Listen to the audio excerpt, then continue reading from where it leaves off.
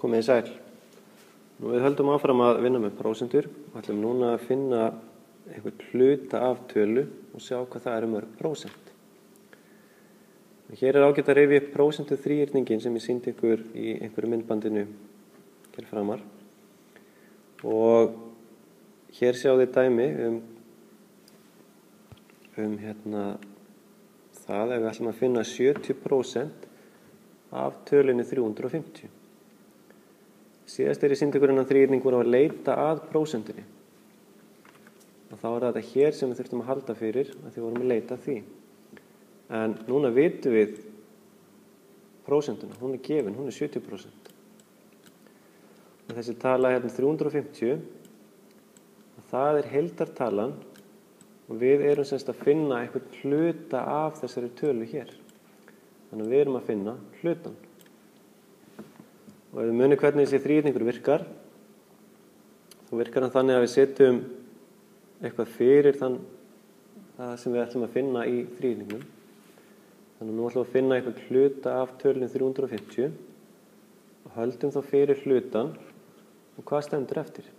Það stendur heild sinnum prósenta. Þannig að passa ykkur á því þegar þið fáið svona dæmi, ekki grípa bara tölurnar og fara að margfalda að deila eftir hvað eitthvað dettur í hug fyrst, heldur skoðið hvað segir þríhyrningurinn að ég eigi að gera við tölurnar. Og hér hann að segja taktu heildina sem er 350 og margfaldaði með prósentunni sem er 70%.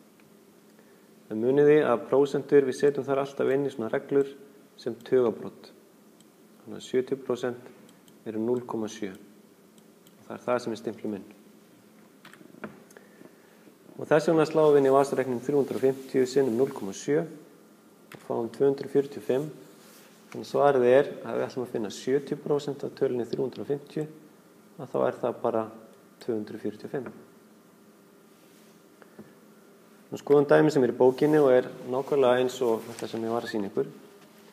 Hér er sagt finni 6% af 35 krónum.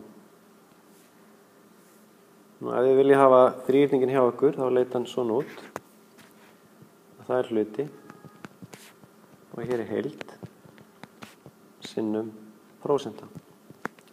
Hlutin var fyrir ofanstrygg og ef ég horfa á dæmið, ég veit að prósentan hérna er 6%. Ég er að finna einhvern hluta af tölunni 35, þannig að heildin er 35 og þessi hluti er það sem ég þarf að finna og held fyrir. Og þess vegna þegar ég horfa á tölurnar sem er í dæminu, veit ég að ég á að taka heildina og margfalda með prósentu. En passi ykkur, prósentan þarf að vera í tugabroti. Og hvernig breyti ég prósentum í tugabrot? Jú, í deili með 100.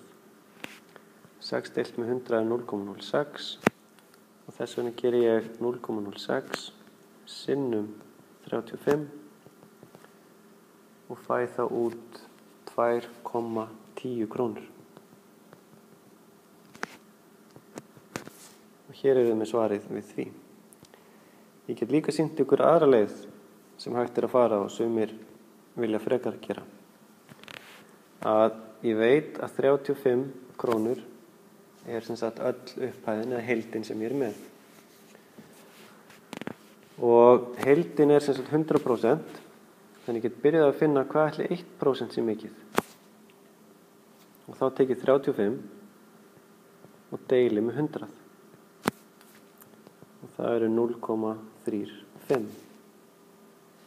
Og ég veit að 1% er 0,35 og þá get ég sagt að 2% eru 2 sinnum 0,35, 3% er þá 3 sinnum 0,35 og 6% sem ég er að leita eftir er þá 6 sinnum 0,35 eða 2,10 krónur, alveg eins og hitt svar. Þannig að þið megið ráða hvora leiðina ykkur finnst betra að fara. Sjálfur nota ég oftar leiðina sem ég sýndi ykkur hérna uppi vegna þess að hún byggir á því að við notum bara eina og sama þríhyrningin það er misjafnt hvað við erum að finna hverju sinni. Það er þetta að nota henni miklu fleiri dæmi. En allavega þetta ætti að hjálpa ykkur og gangi ykkur vel. Takk.